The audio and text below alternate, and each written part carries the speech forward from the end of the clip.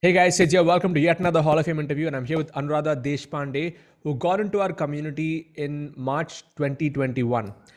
She is a disability life skill coach, and it's a very interesting niche. And she was able to achieve over 12.5 lakh rupees by helping others overcome these challenges in the last 5 months only. And she is focusing on high ticket models, so she's really focusing on delivering value to people on a much more close level because of the nature of her niche. And she's based in Mumbai, and she's a part of the Avengers Hive. So all of you Avengers, cheer up for your fellow member. She just added like 5,000 points to your team. Anuradha, congratulations, and so happy to see you in the Hall of Fame. Thank you so much, Sid. Even I'm very happy. And today is a very, very important and special day for me. Not because of the monetary milestone, but today I achieved a dream of reaching out to maximum number of people. It has always been my dream. Because as you Amazing. always say, this is an era of information overload. So parents are often confused, parents of special need children are often confused where to go and how to go about it. What they need is somebody to hold their hand and take step by step towards each of the goals they want to achieve for their children. And you made it possible for me to be that person and reach out Thank to you, so many Anuradha. people.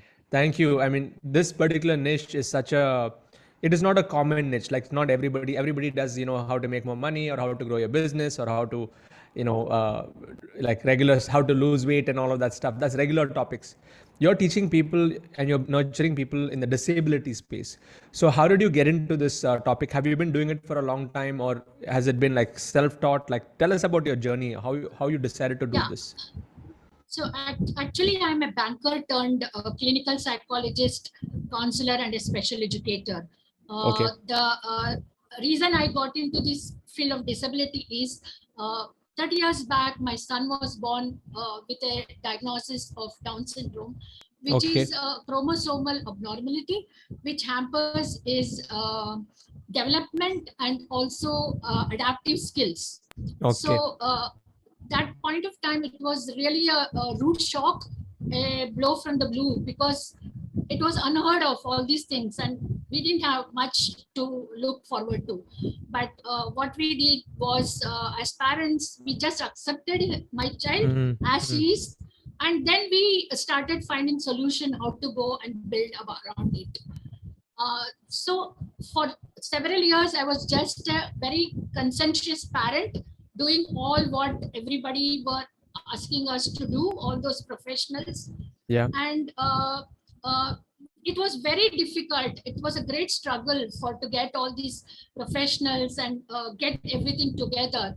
But because of Almighty's blessing and also the professional help, whatever we got, and the entire family's support, and also my child's effort. He himself took Mm. so much effort that by Yes. the time he was 12, he was best among equals. And Wow. around that time, my daughter, who is 4 years senior to him, was in her 10th standard. And she's a bright kid always, and she always wanted to, she's an avid reader. So things used to influence her, and from time to time she wanted to become a astrophysicist, sometime a environmentalist. So when she was in eighth grade, she came and told me that she wants to become a special educator. So I thought that it must be a passing phase, because she's influenced by her brother so much, and she involved so much with his progress. Okay. So on the eve of her 10th standard result, when she reiterated that she wants to become a special educator and want to pursue education there, I was really surprised. I thought she was giving up on her aspiration for our brother. So I tried to dissuade her by saying that it's okay, beta, we are there to look after your brother. Don't get influenced. So she was saying, yes, Mama, I am influenced by my brother, because what he is today is because of all the professional help he got. Although we all tried to put effort, it was a professional help. And you know how we struggle to get these professional help. There is so much of dearth for them. So I want to become one. So whatever she said made so much sense to me, But since yet I thought of dissuading her further, and I said that there is a lot of burnouts in this profession. Success doesn't come easily, and you will feel Yes. a lot of I mean, you won't feel very happy about it. You can pursue any other field. So she said something, said, I tell you, that really changed the whole thing. She looked at me and said that, Mama, what you're saying is true. But if I can make difference in handful of children, all my struggle and burnout is worth it. So Wow. such wise words coming from a 16-year-old made me look beyond my son. So on that day, I decided to become something more than just a conscientious parent. So I quit my bank job and educated myself, and worked as an intern in many places, gathered a lot of information, and I started my own center where I can help children with. Because although my Okay. son was very high functioning, the society didn't accept him because there were not many mentors ready to teach him further, and he was not accepted in the special stream also because he was overqualified for them. So Okay. it was a very difficult situation. So I thought of starting my own center where I can help all these kind of children. So Hmm. I was continuing with that.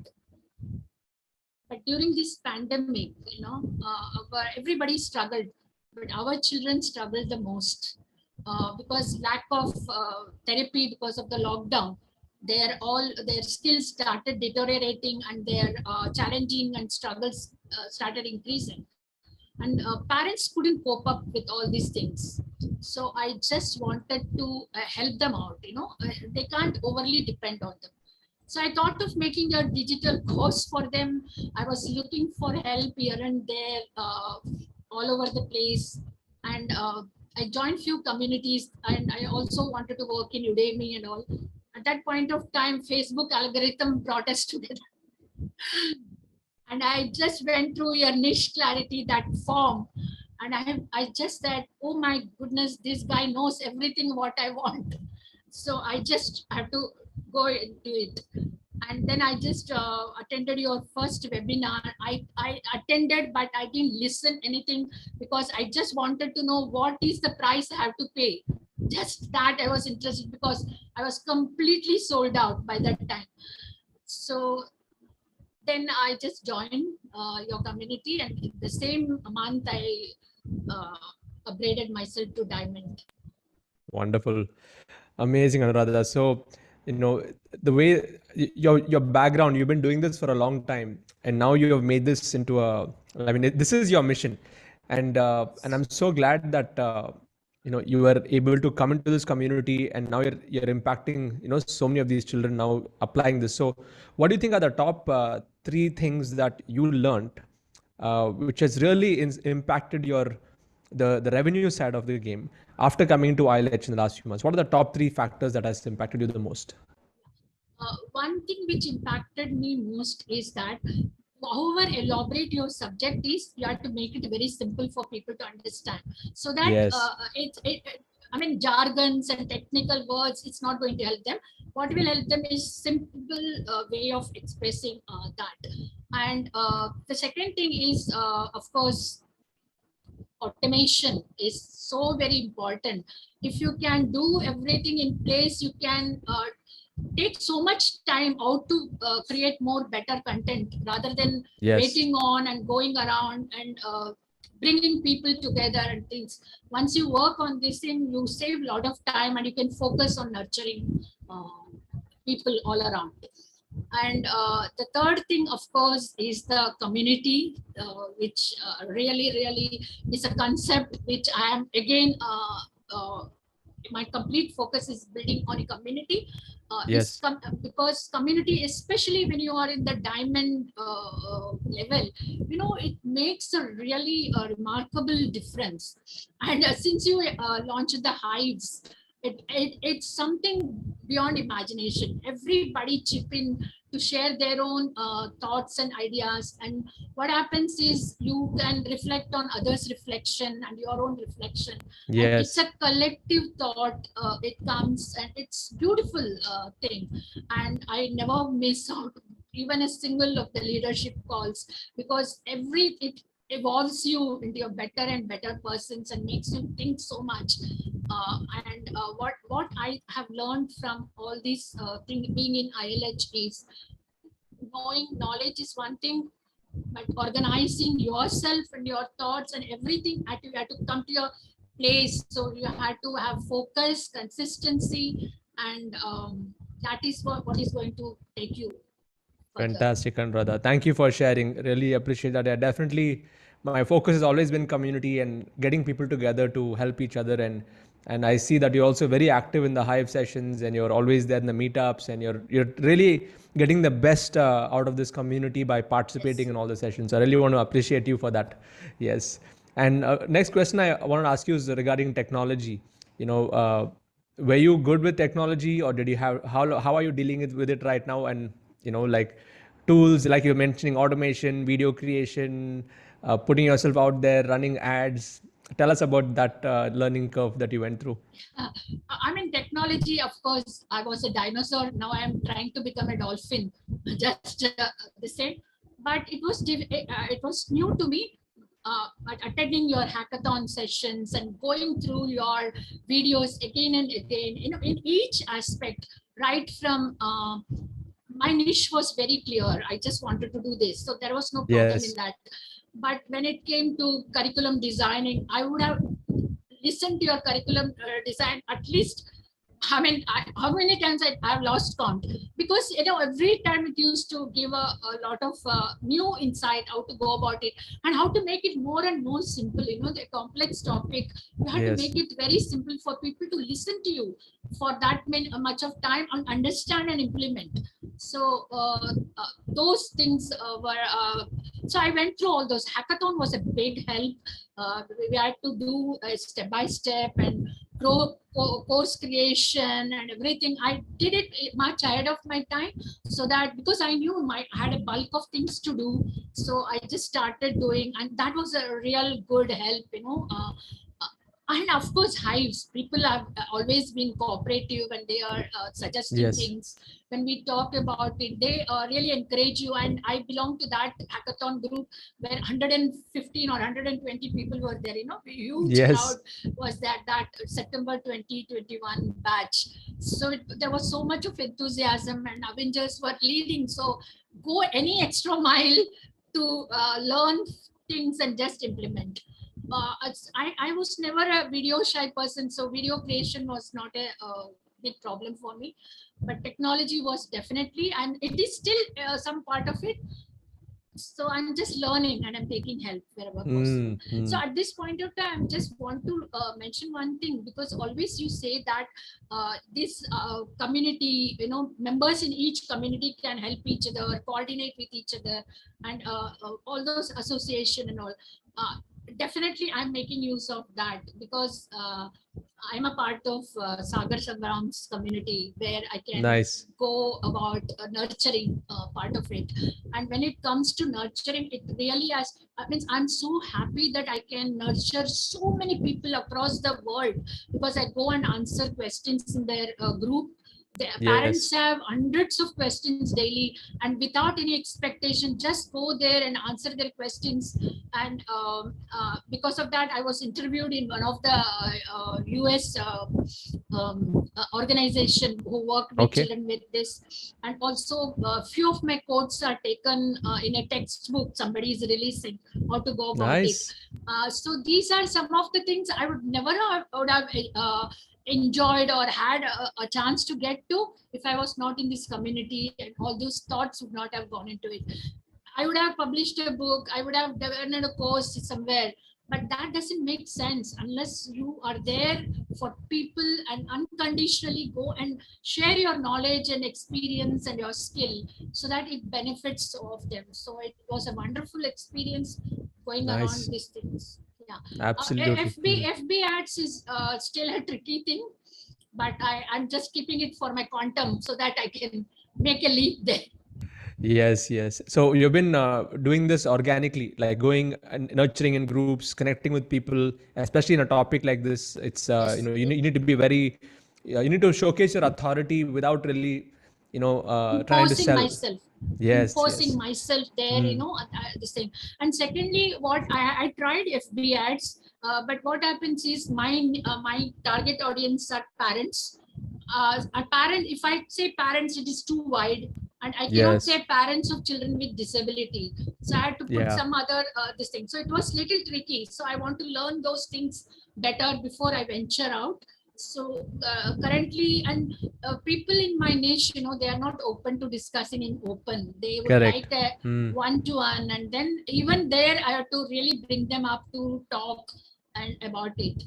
But somehow I've been able to close about 6 to 7 uh, one-to-one this thing in the last 1 month. I would have closed Fantastic. 6 to high value this thing. And now my focus is to build a community. So I want to learn FB ads, and I also want to learn webinars selling and other. I've conducted Yes. about 25 to 30 webinars, but Very that good. was just to get a feedback from my. Very good, very good.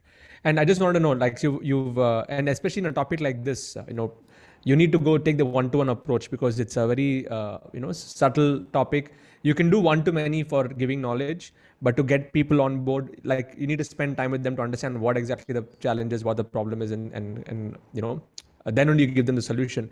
So you achieved like 12.5 lakhs in 5 months, which is a phenomenal conversion. What do you think are the top 3 things that has helped you monetize?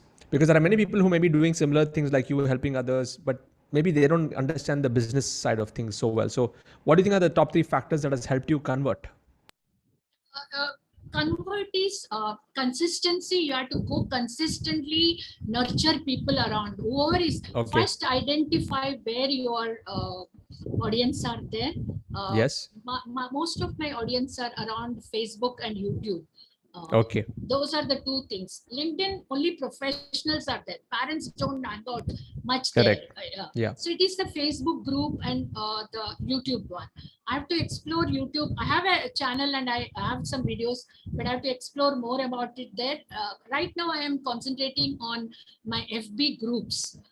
So what I do is I go to different groups, I answer questions, and I nurture them. And then some people ask me personal questions. Then I can make out who are the warm leads and hot leads by talking, who is engaging with me and who is asking questions. So I just bring them to my group, and there I nurture and I give them small challenges. 3-day challenge, 4-day challenge. So what happens is they know that they are going to get value out of what we are. Got it. And then I just invite them to a one-on-one. And fortunately for me, nice. I have a good crack out ratio there. I can do that. Yeah. So the strategy is first idea you shared is you join different Facebook groups and you answer questions in Facebook groups. How many hours or how much time do you spend in a day doing the nurturing activity? About 1 hour. 1 hour a day. Okay. 1 hour. Fantastic. So from the group, then you take them into a challenge, 3-day, 5-day. These challenges, how do you deliver it? In your group, or you create your own WhatsApp group, or you do it in a Facebook group? So not everybody comes for those challenges, because different people have different concerns. So they are not interested in all those challenges. I bring them to I just directly from my group, I bring them to a Zoom call, and then there I have. Got it. So it's a Zoom call, live call, and you put them to a challenge. You tell them this is what it's going to be. Got it. And then so after that, the conversion happens in a one-to-one call, right? You give them a Calendly, like an appointment system, and then system, Okay. Fantastic. So this is amazing. And what's your ticket pricing right now that you're charging for you to get this? So my base level is 9999. Okay. And my second level, the gold level, is very practical.